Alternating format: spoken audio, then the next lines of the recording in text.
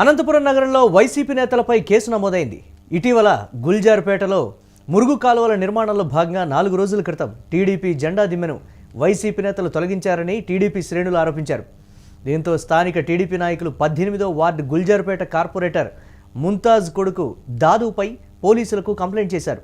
ఉద్దేశపూర్వకంగానే YCP నాయకులు దగ్గరుండి జెండా కట్టెను తొలగించారని కంప్లైంట్లో పేర్కొన్నారు. ఫిర్యాదు మేరకు 2 టౌన్ పోలీసులు కేసు నమోదు చేశారు. దీనిని నిరసిస్తూ మేయర్ మహమ్మద్ వసీం సలీం, కార్పొరేటర్ సాకే చంద్ర, అనంతపురం నగర అధ్యక్షులు సోమశేఖర్, పలువురు వైసీపీ శ్రేణులు 2 టౌన్ ఎదురుగా బైఠాయించి ఆందోళన చేశారు. సిపి నేత దాదును విడుదల చేయాలని డిమాండ్ చేశారు. స్టేషన్కు వచ్చిన 3 టౌన్ సీఏ రాజేంద్రనాథ్ యాదవ్ రెచ్చగొట్టేలా వ్యవహరించారని ఆరోపిస్తూ వైసీపీ శ్రేణులు ఆగ్రహం వ్యక్తం చేశారు.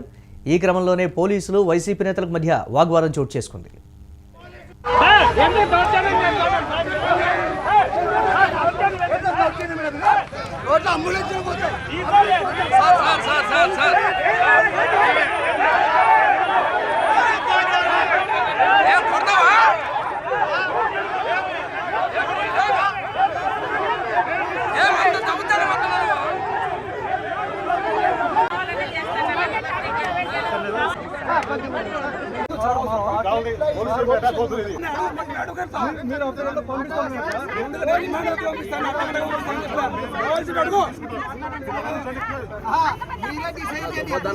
గుల్జార్పేటలో నా పేరు ఎం దాదా పేరండి.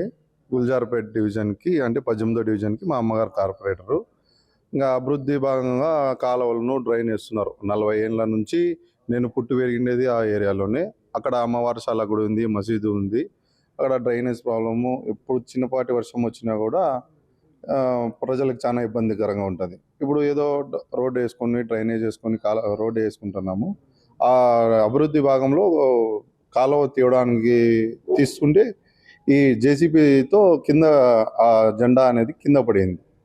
దానికి వాళ్ళు నా మీద కేసు పెట్టేసి ఎంతో చేసేసి మొత్తం వాళ్ళంతా గొడవకు వచ్చేసి నన్ను అక్రమంగా అరెస్ట్ చేసేసి, నాకు అక్రమంగా అరెస్ట్ చేసినందుకు మా పార్టీ వాళ్ళు నాకు సపోర్టుగా నిరసన తెలుపుకోవడానికి వచ్చింటే మా వాళ్ళ మీద కూడా 23 మంది మీద కేసు పెట్టడము ఇది ఎంతవరకు న్యాయం అని చెప్పి నేను కోరుకుంటున్నాను. నేను కూడా కోర్టుకు వెళ్తున్నాను. నేను వాళ్ళ మీద కూడా ప్రైవేట్ కేసు పెట్టడానికి కూడా సిద్ధపడుతున్నాను. డిపార్ట్మెంట్ మీద కూడా పెడతాను. మరియు వీళ్ళు టీడీపీ ఎవరైతే ఇంటికాడకు వచ్చి గలాట చేశారో తాగొచ్చి వాళ్ళ పేరు మీద కూడా వాళ్ళంతా అందరూ వచ్చి చాలా మంది ఒక 2-3 కార్లలో వచ్చి గలాట చేశారండి. టీడీపీ పార్టీ వాళ్ళు. ఆయన ఎవరో గంగారాం అంట, ఆయన మళ్ళా మా పార్టీలో యూనిట్ ఇన్ఛార్జ్ అని ఉన్నవాడు అతను, ఎవరో ఫిరోజ్ అంట అతను, ఇంకా ఎవరెవరో వచ్చారు. నాకు కొన్ని ఫోటోలు తెలియదు. ఫోటోలు వచ్చిన తర్వాత నేను కూడా వాళ్ళ పేర్లు తీసుకుని కేసు పెట్టడానికి నేను రెడీగా ఉన్నాను. కుటుంబ ప్రభుత్వం వచ్చి 18 ఏళ్ళు కాబోతుంది.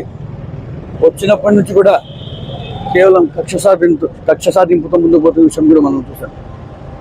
రెడ్ బుక్ రాజ్యాంగం అని చెప్పేసి వైసీపీ నాయకులు ఎవరైతే ప్రశ్నిస్తే కూటమి ప్రభుత్వం వాళ్ళు చేస్తున్న తప్పుల్ని వైసీపీ నాయకులు ప్రశ్నిస్తే చాలు వాళ్ళపైన కక్ష సాధింపులు అక్రమ కేసులు పెట్టడం ఈరోజు మనం చూస్తున్నాం.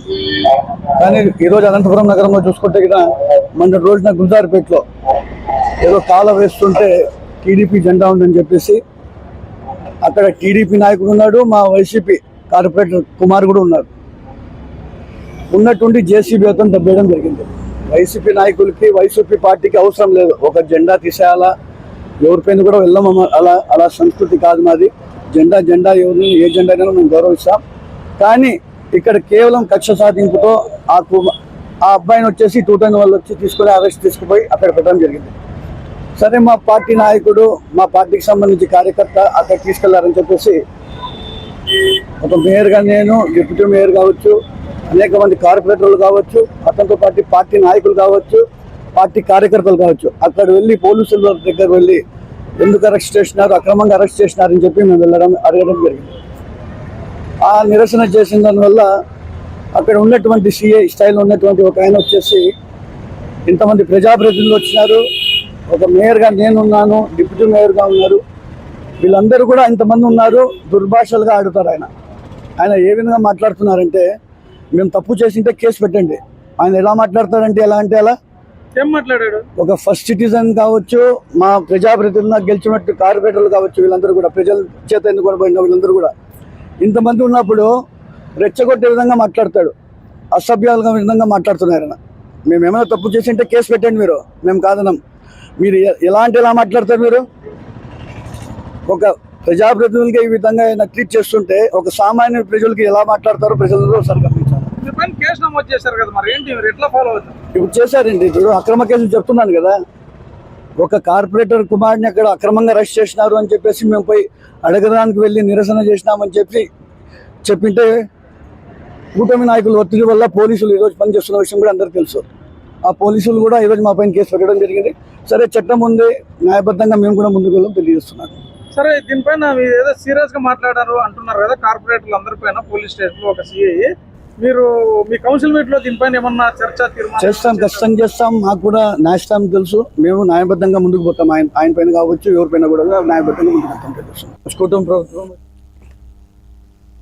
ఈ నేపథ్యంలోనే నగర మేయర్ వసీం సలీం, కార్పొరేటర్ సాకే చంద్ర, అనంతపురం నగరాధ్యక్షులు సోమశేఖర్ సహా పలువురు వైసీపీ నేతలపై కేసు నమోదైంది. ఈ విషయంపై వారు తీవ్రంగా స్పందించారు.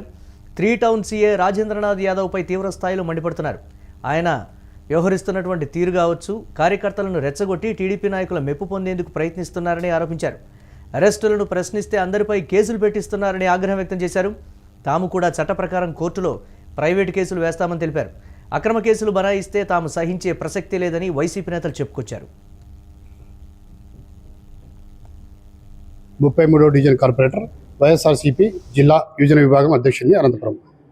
వాస్తవం ఏం జరిగిందంటే 18వ డివిజన్కి సంబంధించి అక్కడ ఉన్నటువంటి ఏరియాలో, అక్కడ దగ్గరలో కూడా మసీదు ఉంది, అక్కడ ఉన్నటువంటి ప్రజల సమస్య మేరకు అక్కడ కాలువ వేయడం జరుగుతూ ఉంది.